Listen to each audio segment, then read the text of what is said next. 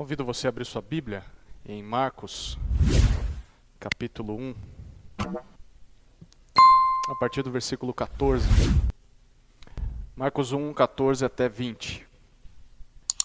Depois de João ter sido preso, Jesus foi para a Galiléia pregando o Evangelho de Deus. Ele dizia: o tempo está cumprido e o reino de Deus está próximo. Arrependam-se e creiam no Evangelho. Caminhando junto ao mar da Galiléia, Jesus viu os irmãos Simão e André que lançavam a rede ao mar porque eram pescadores. Jesus lhes disse: venham comigo e eu farei com que sejam pescadores de homens. Então eles deixaram imediatamente as redes e o seguiram. Pouco mais adiante, Jesus viu Tiago, filho de Zebedeu, e João, seu irmão, que estavam no barco consertando as redes. E logo os chamou. E eles, deixando no barco o pai Zebedeu com os empregados, seguiram Jesus. Até aqui, a leitura do texto. Jesus é um dos nomes mais falados, mais famosos, mais conhecidos dos nossos dias, pelo menos desse lado do mundo. Porém, eu arrisco dizer que é um dos mais mal compreendidos. Aliás, eu pergunto para você: você sabe quem Jesus era? Sabe o que ele veio fazer nesse mundo? Eu vou além disso. Você sabe qual era a pregação de Jesus? Qual era o conteúdo da mensagem de Jesus nessa terra? E o que ele esperava daqueles que ouviam a sua pregação? Você conseguiria responder isso? Essa mensagem vai ser dividida em duas partes, por causa da estrutura do texto. Na primeira parte nós vamos ver o que Jesus ainda tem a dizer nos dias de hoje. Qual é a pregação de Jesus? E na segunda parte, como isso afeta as nossas vidas. O fato de ouvirmos a mensagem de Jesus produz algo em nós. O que produz em nós? Então vamos para a primeira parte. Qual a pregação de Jesus? Versículos 14 e 15 novamente, acompanhe comigo a leitura. Depois de João ter sido preso, Jesus foi para a Galiléia pregando o Evangelho de Deus. Ele dizia: o tempo está cumprido e o reino de Deus está próximo. Arrependam-se e creiam no Evangelho. Nesse resumo aqui daquilo que Jesus pregou durante seu ministério, nós descobrimos três elementos, vou chamar de 3 Cs. O primeiro elemento da pregação de Jesus é o contexto. Nós vemos isso no versículo 14. Conforme nós vimos semana passada, no início desse livro, Jesus foi batizado por João Batista, depois ele foi conduzido pelo Espírito até o deserto, e ali ele venceu a tentação de Satanás por 40 dias, e depois disso, Jesus deu início ao seu ministério, quando João é preso. Nós não temos mais informações a respeito disso, não por enquanto. Daqui a pouco Marcos nos explicará o que aconteceu com João lá no capítulo 6, mas até agora ele não nos informa nada. Ele só diz que foi nessa época. Então, esse começo do ministério de Jesus, ele é algo incomum, ele é algo estranho para a maioria das pessoas daquela época. Porque durante milhares de anos, o povo de Israel aguardava a chegada do Messias. O Messias era o rei ungido do Senhor, aquele que inauguraria o reino de Deus na terra, que venceria todos os inimigos de Israel e reinaria por todo sempre sobre o mundo. E a expectativa era de que quando o Messias chegasse, ele aparecesse em Judá, no sul de Israel. Porque ali em Judá era o centro do reinado e da religião de Israel. É onde, por exemplo, estava a cidade de Davi. Era em Judá que você encontrava o Monte Sião. Era em Judá que havia o templo e eram feitos os sacrifícios. Era em Judá que havia o lugar vago para o trono do Messias. Era para lá que o rei de Israel Deveria ir, segundo as expectativas da época. Afinal, era lá em Judá que estavam as grandes autoridades dos judeus. Era em Judá que estavam os líderes mais importantes da religião. E era lá que estavam os sacerdotes. Se algo grande fosse começar por meio do Messias, certamente começaria em Judá. Mas conforme nós vimos no versículo 14, sim, Jesus é este Messias, mas não, ele não se dirige inicialmente para Jerusalém. Pelo contrário, o texto diz para nós que ele começa o seu ministério na Galileia. Depois de sair da tentação no deserto, é para Galileia que Jesus vai. Ele poderia ter ido para qualquer lugar, qualquer um, mas ele preferiu começar por ali. Eu não sei se você está se perguntando por quê, mas deveria. Por quê? A Galileia era uma região que ficava ao norte de Israel. A população da Galileia era composta de muitos mestiços. Você tinha judeus que no passado se casaram com não-judeus e gerou aquela população. Eram da tribo ou da nação de Israel, eram considerados judeus, mas assim, sabe, de uma nata menor, de uma casta menor, não eram tão importantes assim para aqueles judeus de puro sangue, poderemos dizer. Ali havia muito comércio de frutas, de peixes. Por conta disso, a Galileia era uma região desprezada pelos mais nobres em Israel. A Galileia não era rica, a Galileia ficava longe de Jerusalém, a Galileia ficava ao lado de Samaria. O judeu não gostava de Samaria. E para piorar, os moradores da Galileia eram famosos por serem desonestos. Muitos comerciantes carregam esse peso sobre os seus ombros, né? E na Galileia, sim, havia muito comerciante desonesto que só queria ganhar vantagem. Inclusive, era na Galileia onde ficava a cidade de Nazaré. E você lembra daquele ditado que se dizia naquela época, né? Pode vir algo bom de Nazaré? Por quê? Porque Nazaré ficava na Galileia. É exatamente neste lugar de má reputação que Jesus, o Messias, do Deus de Israel, o Rei prometido, eternamente, é para Galileia que Jesus decide ir e começar o seu ministério. Esse é o contexto da pregação de Jesus. E o que isso ensina para nós? Ensina que Jesus tem interesse de pregar onde se menos espera. Jesus tem o interesse de pregar onde se menos espera.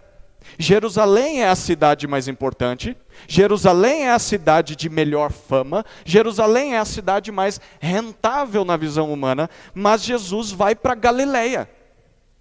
A Galileia que é desprezada, a Galileia que tem péssima reputação, a Galileia que não tem nada para oferecer. Que tal nós começarmos a considerar isso? Quando pensarmos e planejarmos qual é o próximo lugar onde nós vamos pregar o Evangelho.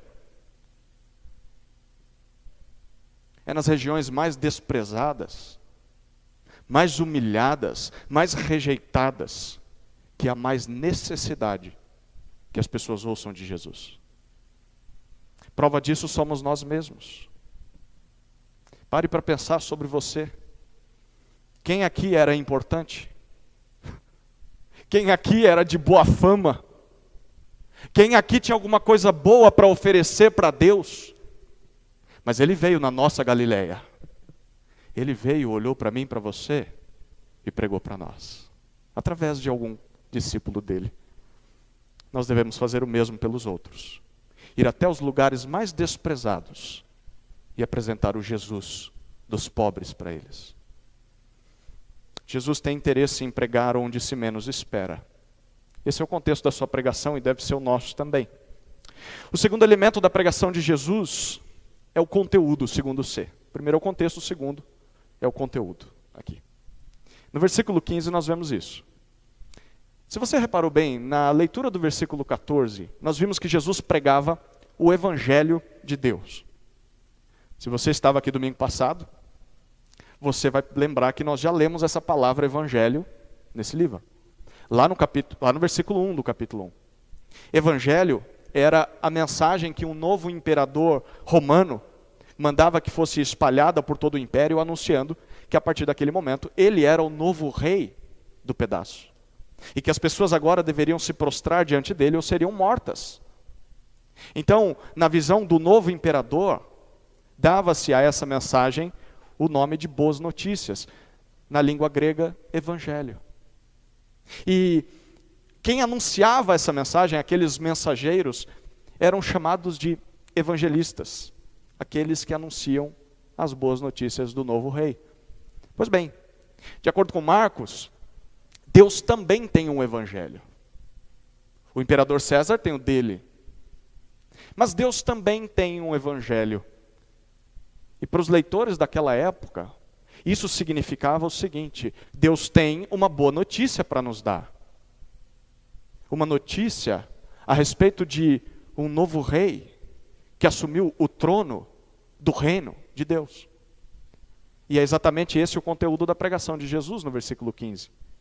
O que Jesus está dizendo é: o tempo está cumprido e o reino de Deus está próximo. No passado, Deus prometeu a Israel que um dia iria recomeçar todas as coisas que foram quebradas pelo pecado, e isso daria início, ou melhor, teria início quando ele enviasse o Messias à terra, quando ele enviasse o rei perfeito, aquele rei descendente de Davi. E é isso que Jesus está dizendo para aquelas pessoas na Galileia que está acontecendo com a chegada dele. Jesus está dizendo o seguinte: o momento tão aguardado chegou. O tempo que vocês aguardavam se cumpriu. O reino de Deus está próximo de vocês. E sabe como esse reino está próximo? Está próximo através de mim. Porque eu sou o rei deste reino. E se vocês estão próximos de mim, quer dizer que vocês também podem participar do reino de Deus. Esse é o conteúdo da pregação de Jesus. Nele, o tempo tão aguardado pelos profetas, pelos crentes do passado, se cumpriu. E o reinado final de Deus sobre o mundo e toda a criação já começou. É claro que naquele momento, o reino de Deus era composto apenas pelo rei. Faltavam os súditos. Mas eu quero que você guarde essa informação. O conteúdo da pregação de Jesus é que nele o reino de Deus começou. E para que você possa participar desse reino, é preciso estar perto de Jesus. O terceiro elemento da pregação de Jesus é o confronto. Primeiro contexto, segundo conteúdo, mas há um confronto nessa pregação.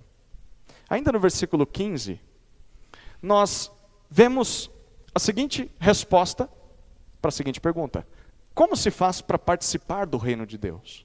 Segundo Jesus, são necessários 2 passos. Primeiro, se arrependa. Segundo, creia no Evangelho. O que significa arrependimento? Na perspectiva de um judeu daquela época, arrependimento é totalmente diferente de muito daquilo que nós temos hoje como arrependimento. Muitos hoje acham que arrependimento é sentir remorso por algo que eu fiz de errado. Ou é reconhecer que eu cometi uma falha, que eu tenho um defeito de caráter. Arrependimento, na visão de um judeu daquela época, vai muito além do que isso. A palavra que Marcos está usando aqui sugere uma mudança completa de mente, que por sua vez gera uma mudança completa de atitude, de ação. Ou seja, se arrepender biblicamente, basicamente, envolve primeiro, você mudar completamente aquilo que você pensa. Tudo o que você pensa.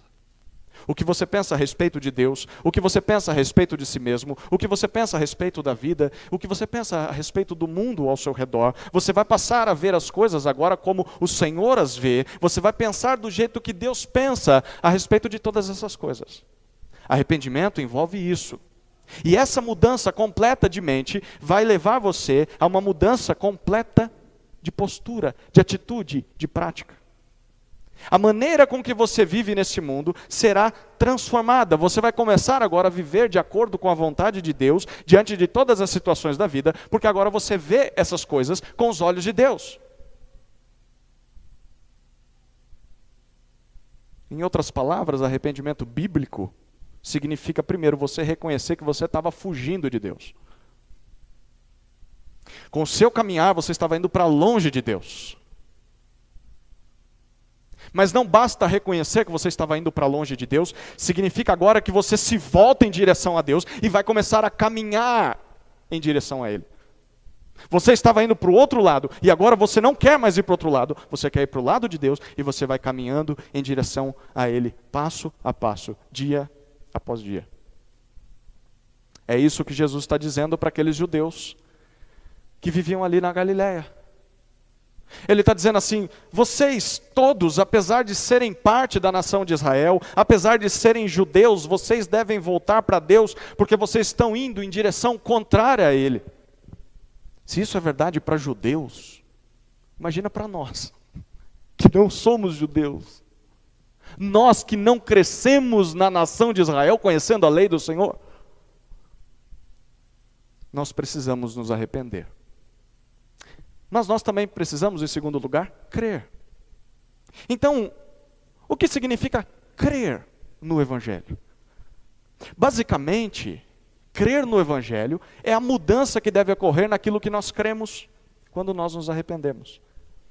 Significa reconhecermos que nós somos inimigos rebeldes desse novo rei do mundo. Nós somos inimigos do Messias.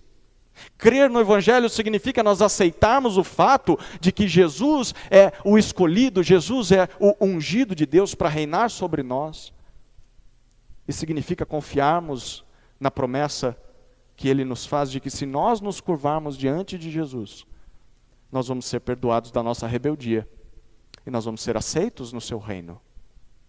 Crer no Evangelho, basicamente, é crer naquilo que Jesus diz. Porque Jesus fala em nome de Deus nessa terra. E essa crença não é uma coisa que fica num papel. Essa crença, naturalmente, vai mudar completamente a direção das nossas vidas. Nós vamos mudar de direção. Nós vamos sair do nosso caminho e nos voltar para Deus e começar a andar em direção a Ele. Isso é crer no Evangelho. Este é o confronto da pregação de Jesus. Aqueles que não são merecedores de nada, os galileus, eu e você, se quiserem participar do reino de Deus, devem se arrepender e crer no Evangelho. É isso que Jesus espera daqueles que o ouvem. Nada mais, nada menos. Se você espera uma mensagem em Jesus, uma mensagem rebuscada, se você espera ouvir de Jesus uma mensagem elaborada, uma mensagem que atinja o seu alto nível intelectual, o seu alto nível social, porque você é uma pessoa muito importante, eu quero dizer para você, tira seu cavalinho da chuva, porque você não é especial. Você não é essa Coca-Cola toda. Você não é isso que você acha que é.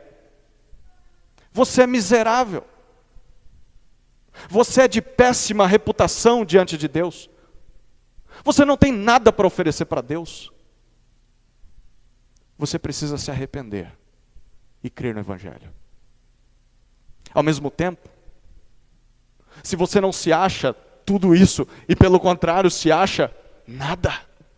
Sabe aquela autocomiseração de gente que cometeu barbaridades na sua vida e acha que Deus nunca vai perdoá-lo? Durante a vigília de sexta para sábado, oramos pelos internos de clínicas de recuperação e uma das moças internas pedia a oração porque ela não consegue encontrar perdão, porque ela interrompeu a vida de 5 filhos dela. 5 abortos. E ela não conseguia encontrar perdão. Talvez você seja alguém parecido. Alguém que olha para a sua história e diz, não é possível. É necessário que eu tenha muito tempo de religião, é necessário que eu tenha muito tempo de igreja, é necessário fazer algum tipo de sacrifício, algum tipo de pagamento, algum tipo de ritual, algum tipo de cerimônia para talvez conseguir algum tipo de contato com Deus, porque quando eu olho para o meu passado é terrível. Saiba de uma coisa, é mais simples do que você imagina. Arrependa-se e creia no Evangelho. Não quer dizer que vai ser algo fácil, mas o caminho é o mesmo para todos. É para o arrogante e é para o quebrantado. Arrependa-se e creia. Essa era a pregação de Jesus. Jesus pregou o Evangelho de Deus que nos chama ao arrependimento e à fé. E aí nós vamos para a segunda parte dessa mensagem. Qual é o chamado de Jesus? Qual o chamado de Jesus? Acompanhe comigo a leitura dos versículos 16 até 20.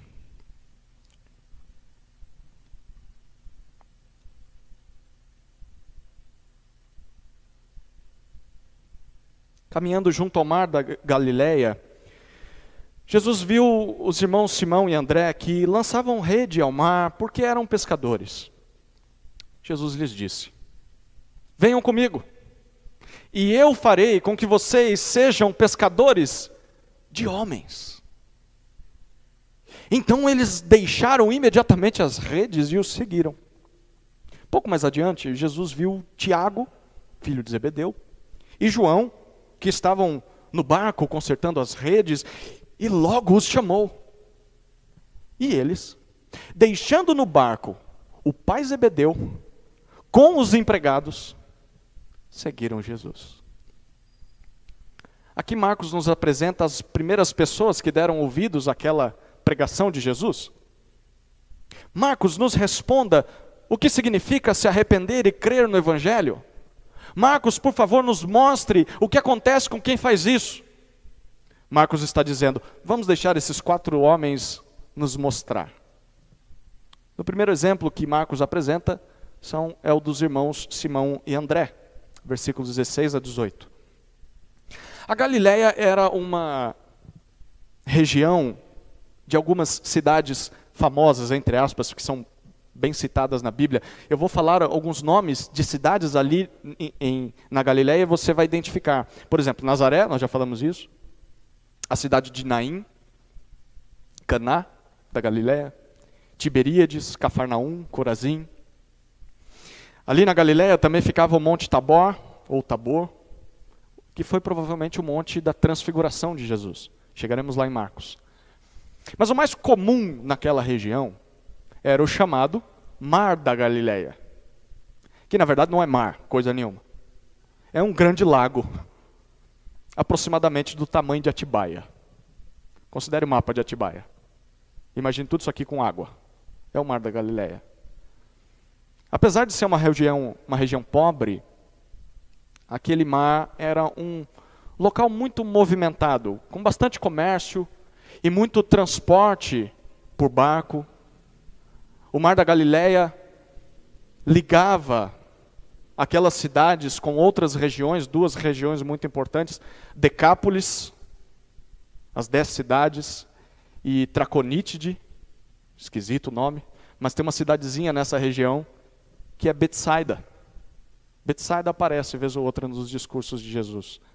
Por isso, tudo o que acontecia ali na Galileia acabava levando as pessoas até as margens daquele mar, até aquelas águas. Inclusive foi o que aconteceu com o próprio ministério de Jesus. Porque Jesus cresceu naquela região, é óbvio que as pessoas já conheciam a Jesus, ou pelo menos já tinham ouvido falar dele, principalmente depois do batismo de João.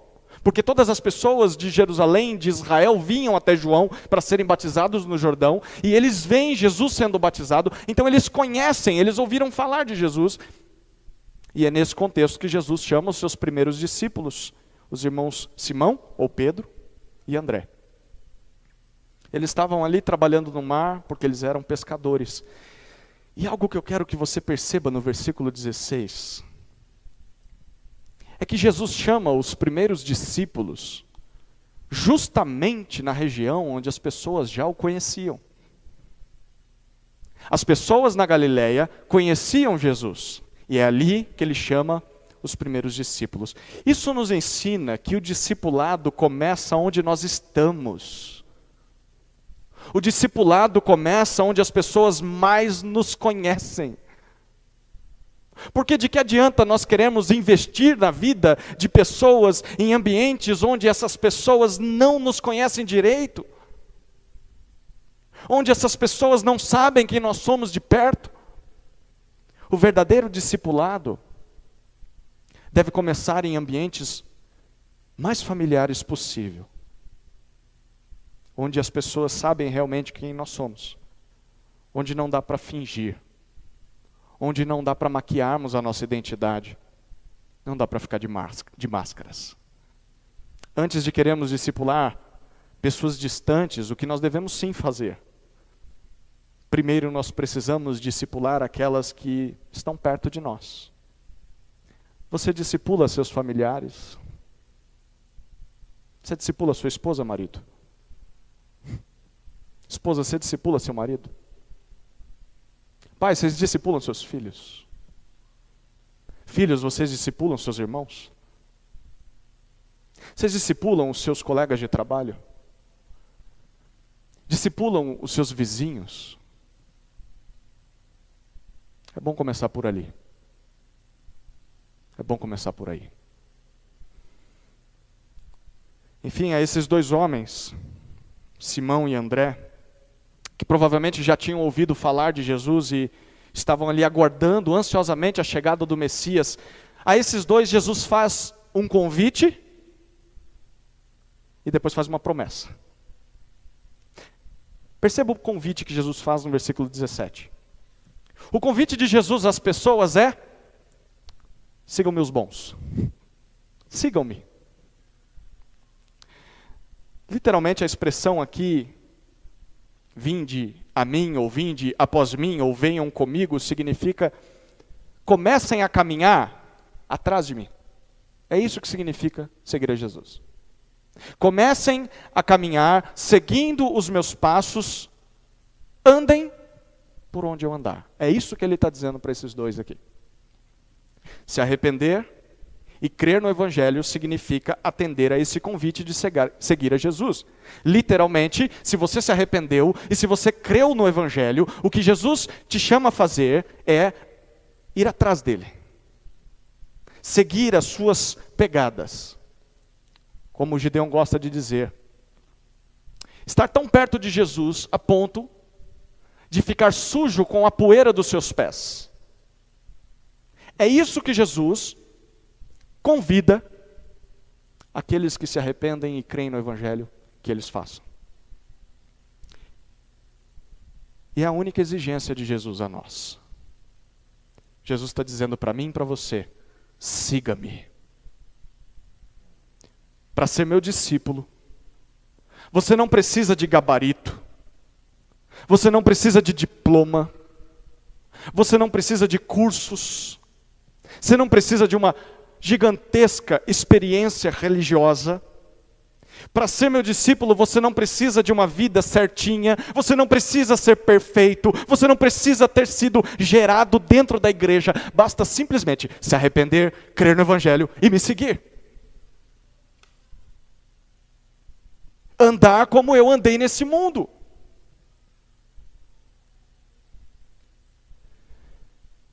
Você já atendeu a esse chamado de Jesus?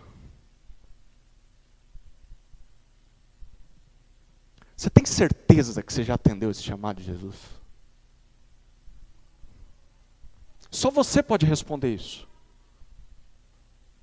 Tem certeza? Se a sua resposta é sim, então a você que ouviu esse convite, Jesus faz uma promessa. Eu irei transformá-lo. Eu irei transformá-lo. No versículo 17, Jesus diz para eles: Simão e André, caso vocês queiram me seguir como Messias, eu prometo mudar a sua identidade. Vocês deixarão de ser pescadores de peixes e vão ser transformados em pescadores de homens, pescadores de pessoas. pescadores de gente. Perceba que desde o princípio, a missão de Jesus sempre envolveu gente. O negócio de Jesus é gente. Essa é a razão dele ter vindo a esse mundo. O negócio de Jesus não é levantar prédio, não. Não é criar denominações. O negócio de Jesus são pessoas. E no afã de buscar essas coisas secundárias, nós esquecemos as pessoas. É gente que Jesus quer.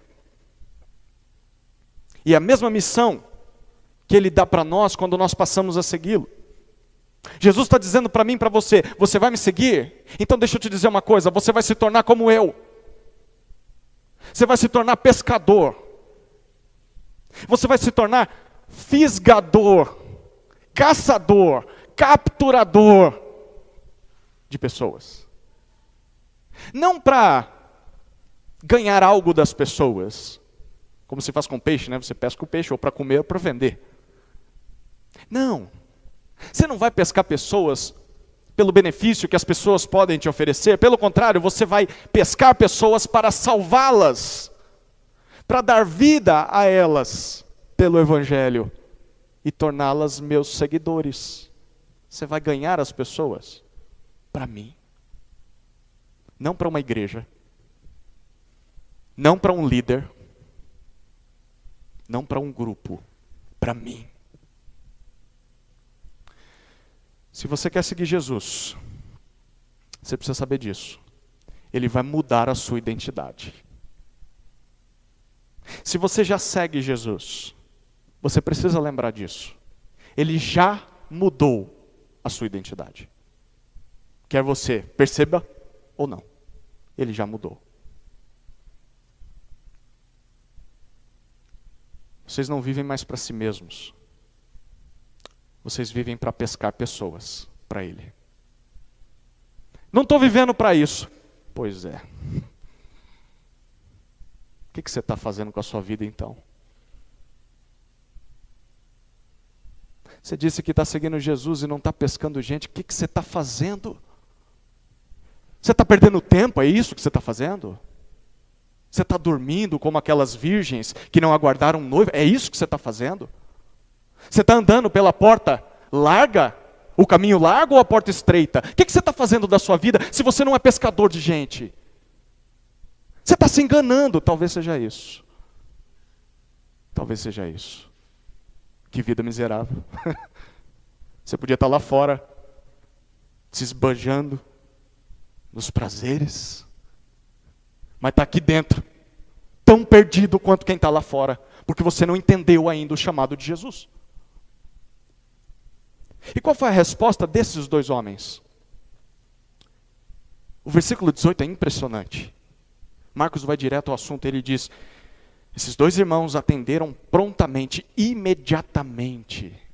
Eles deixaram as suas redes ali mesmo e passaram a seguir o Messias. Deixa eu te dizer uma coisa, quando alguém descobre quem é Jesus, e quando essa pessoa crê naquilo que o Evangelho fala a respeito de Jesus, torna-se inevitável, torna-se impossível não seguir Jesus. Se você entendeu quem é Jesus, se você entendeu o Evangelho, é impossível não seguir Jesus. Se você segue Jesus, você sabe do que eu estou falando. Você sabe do que eu estou falando, você se sente amarrado, não tem para onde ir, você tem que seguir Jesus. Você sabe o que esses dois aqui estão experimentando de largar as redes, mas vai ficar para quem essas redes? Não interessa. Não interessa para quem vai ficar. Eu conheci o Messias. Agora, talvez você está fazendo uma cara assim, eu não estou entendendo isso aí. Se você diz que conhece Jesus, mas você não segue Jesus, das duas uma. Primeira, ou você não entendeu ainda o Evangelho, o que é bem provável. Ou segundo, você entendeu o Evangelho, mas você está rejeitando o Evangelho. Você é rebelde. Esse foi o primeiro exemplo. O segundo exemplo é de Tiago e João. Nós vemos isso nos versículos 19 e 20, são outros irmãos. Jesus agora continua andando, continua pregando ali nas margens do mar da Galileia. Ele agora está acompanhado de Simão e André. É um grupo de 3, né? Até que Jesus encontra um outro grupo de pescadores. Mas esse aqui é uma família. Família de Zebedeu. Pelo que nós lemos no versículo 19, Zebedeu era dono de um pequeno negócio. Ele tinha um barco. Nem todos tinham barco naquela época. Quer dizer que ele já tinha algum recurso. Ele tinha alguns funcionários, mostra que ele tinha esses recursos. E ele contava com o auxílio dos filhos. Tiago, provavelmente mais velho, e João. A quem, certamente, ele iria passar o bastão, ele iria entregar a chave da peixaria no final da sua vida, quando fosse aposentar. E como qualquer negócio familiar, é óbvio que Zebedeu contava com os filhos para o sucesso nas pescas. Provavelmente, Zebedeu se sentava com seus filhos e planejava a agenda. Zebedeu liderava os funcionários e quando estava ausente, eram seus filhos que assumiam esse papel. Certamente os filhos de Zebedeu faziam a manutenção do barco, faziam a manutenção das redes, eram homens de confiança, eram homens que ajudavam na pesca, homens que limpavam os peixes, homens que levavam os peixes para serem vendidos nas comunidades.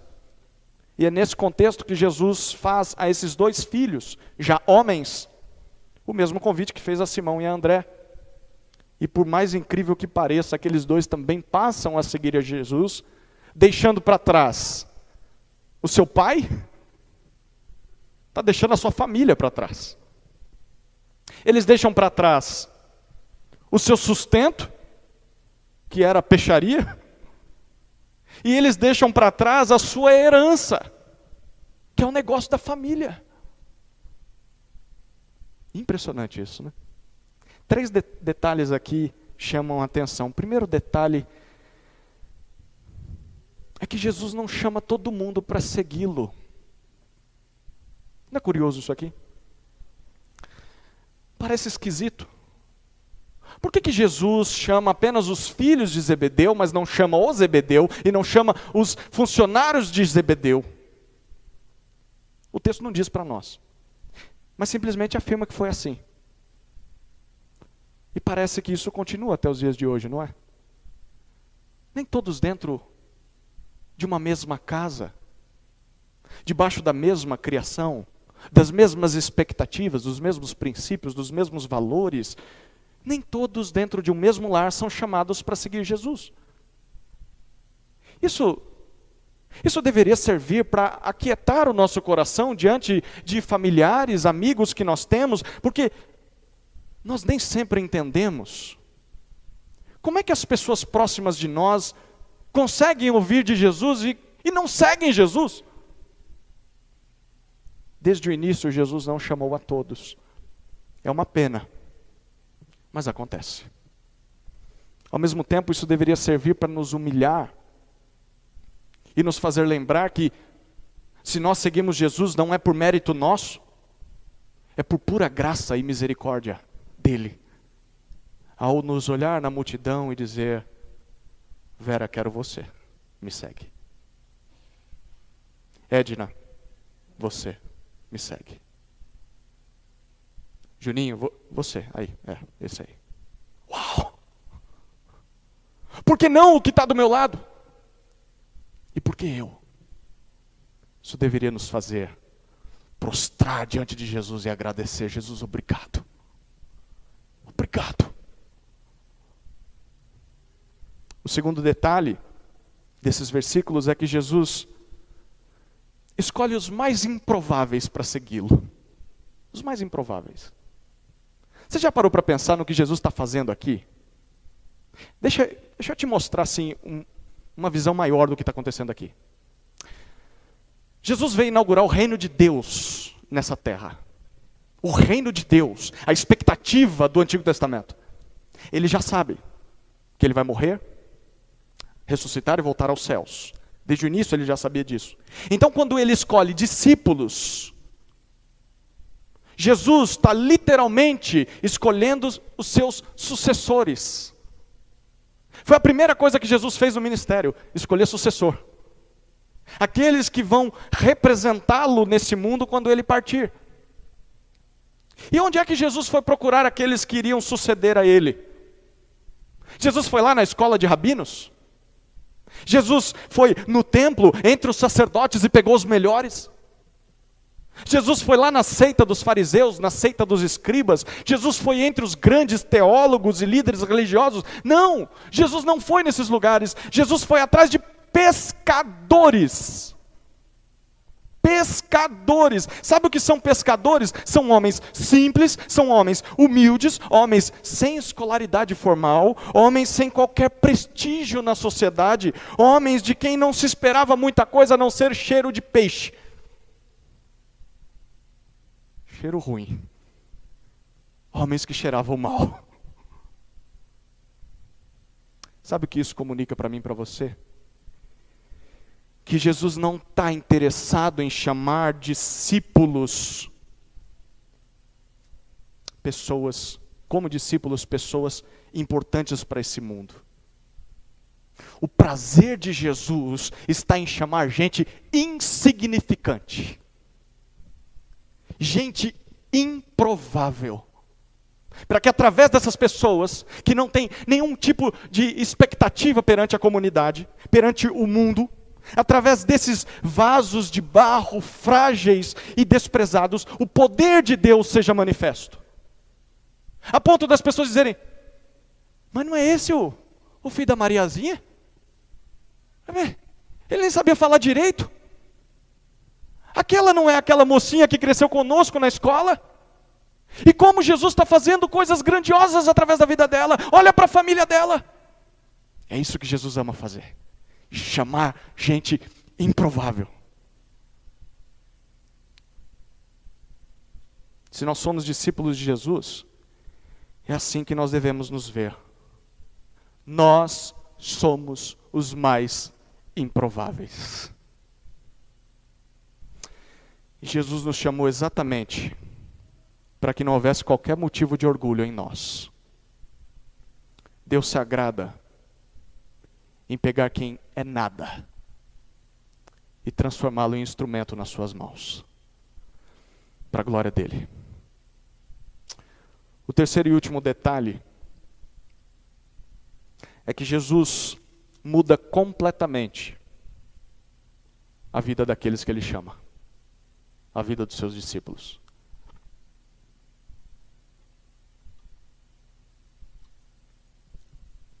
Tiago e João foram criados como pescadores, desde pequenos. Treinados para ajudar o pai e preparados para herdar aquele pequeno negócio. Mas Jesus chega na vida deles e muda tudo. Tudo. Simplesmente tudo. Toda uma história. Jesus não respeita a história. Jesus não respeita os planos dos pais. Jesus não respeita os planos que você tem para a sua vida. Ele chega na sua vida e muda tudo. Toda a sua história. A partir desse momento, aquele pai vai ficar sozinho com o seu negócio e os filhos terão outro rumo na sua vida. Meus queridos, atender ao chamado de Jesus para segui-lo implica em uma completa mudança de rota na nossa vida. Jesus vai mudar tudo. Jesus vai mudar os seus sonhos. Jesus vai mudar as suas expectativas, os seus interesses, os seus destinos, os seus relacionamentos, os seus planos, a sua agenda. Enfim, Jesus vai mudar tudo. Pegue todos os sonhos, todos os planos, tudo que você sempre sonhou, jogue isso no lixo e Jesus vai dizer: eu vou começar de novo com você. É uma nova história, papel em branco, e eu é quem vou dirigir a caneta. E ela não está mais nas tuas mãos. Seguir a Jesus é renunciar tudo aquilo que nós sonhamos conquistar nessa vida para viver os sonhos de Deus. É abrir mão da herança que esse mundo tem para nos oferecer por uma herança de outro tipo, uma herança celestial, muito mais nobre, muito mais rica, muito mais poderosa e importante do que tudo que esse mundo pode nos oferecer. Por isso, se você acha que segue Jesus, e essa mensagem é confrontativa, é para te desafiar, para você se questionar, será que eu sou discípulo de Jesus mesmo? Porque se você acha que segue a Jesus, mas você não teve o rumo da sua história mudado por Ele, de acordo com a vontade dEle, alguma coisa de muito errado está acontecendo na sua vida. Se antes de Jesus você era a mesma pessoa, com os mesmos alvos, e depois de Jesus continua sendo a mesma pessoa, com os mesmos alvos, tem uma coisa errada aí. Ou você tem sido rebelde à vontade de Jesus, ou você ainda não segue Jesus.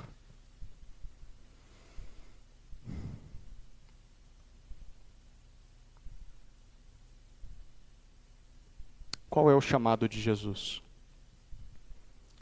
É segui-lo com tudo que nós temos. É o chamado a todos aqueles que se arrependem e creem no Evangelho. É uma completa mudança, transformação de identidade. É nos tornarmos como Ele é. Pescadores de pessoas. Este é o Jesus que nos é apresentado no Evangelho de Deus. Ele nos chama ao arrependimento e fé e nos torna seus seguidores. Qualquer descrição do Messias, do Mestre Jesus, que não esteja nesse nível, que esteja abaixo disso, não passa de ilusão. Jesus não veio a esse mundo simplesmente para curar pessoas, para expulsar demônios, para te dar tudo aquilo que você sempre sonhou, para te dar bens, conforto, prosperidade, saúde. Não, Jesus veio como um pescador do céu. É isso que Ele veio fazer aqui, para nos pescar para Ele. A isca dele é o Evangelho. E o anzol que nos fisga é o arrependimento dos pecados.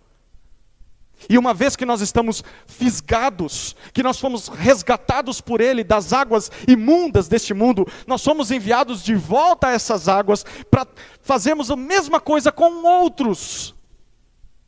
Pescar pessoas para a grande peixaria de Jesus. O reino do céu. Que o supremo pescador, o Messias Jesus, nos dê graça e nos capacite a imitá-lo na sua missão e a nos tornarmos cada vez mais semelhante a Ele. Amém? Vamos orar.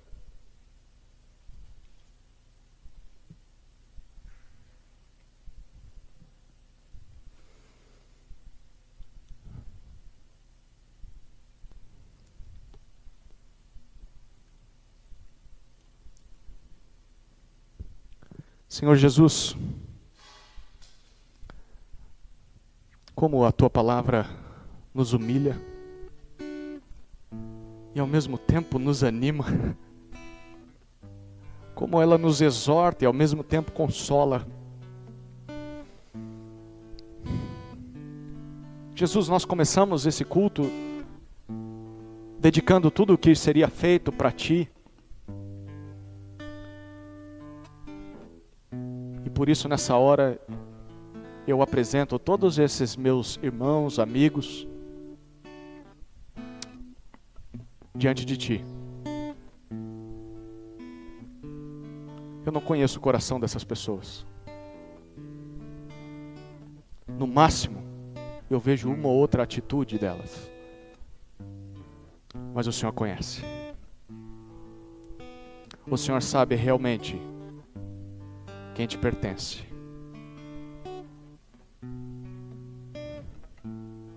Que nessa noite, aqueles que já são discípulos, sejam constrangidos a te seguir ainda mais, a pescar pessoas, a parar de se preocupar com as coisas dessa vida puramente, simplesmente com elas, e comece a olhar para a sua nova identidade.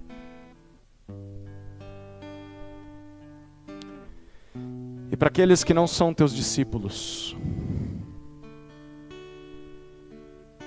mas acham que são, acham que porque levantaram a mão um dia, aceitaram Jesus como seu único e suficiente Salvador, que por isso são discípulos de Jesus, mas a sua vida não foi mudada em nada. Que eles entendam que estão no mesmo patamar daqueles que nunca ouviram falar de Jesus. Pelo contrário, são duplamente condenáveis, porque ouviram a palavra da salvação e a estão rejeitando, mesmo achando que estão seguindo Jesus.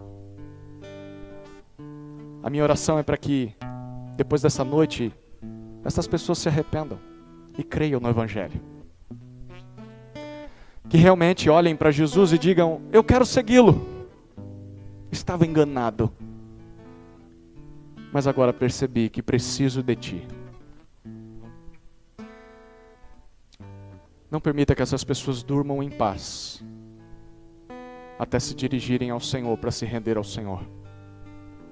Porque dessa tomada de decisão depende toda a sua vida e toda a sua eternidade.